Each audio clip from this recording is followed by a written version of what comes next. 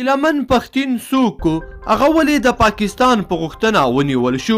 ګرانو لیدونکو السلام علیکم. په لوی افغانستان مین ګیلمن پښتين د بحرین پولیسو له لوري نیول شوی دی.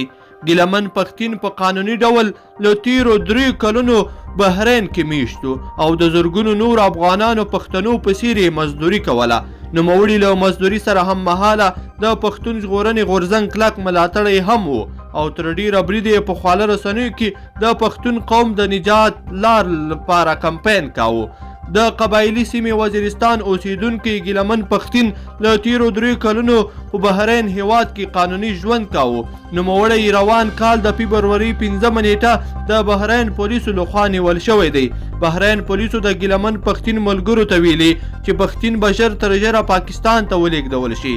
ښاغلي پښتين پر خواله رسنیو د ټوک او شعرونو په ژبه د پښتنو د ویښولو هڅه کوله، خو د ظالم ریاست یعنی پاکستان په هڅو د بحرین پولیسو له لوري نیول شوی دی.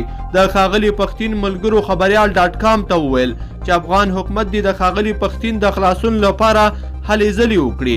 دوی وایي چې ګیلمن د پاکستان ته نه لیږل کیږي بلکې که بحرین پولیس خپل هیواد کې نه پرېږدي دریم هیواد افغانستان ته دې وسپاري.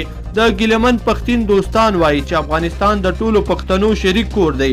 ګیلمن د پاکستان پر ځای افغانستان ته هم واستول شي. د پاکستان ظالم ریاست د پښتون ژغورنې غورځنګ مشر منظور پښتين هم نیولی دی او د هغه د خلاصون په موخه له پاکستان پښتونخوا افغانستان سره په ټوله نړۍ کې احتجاجونه روان دي.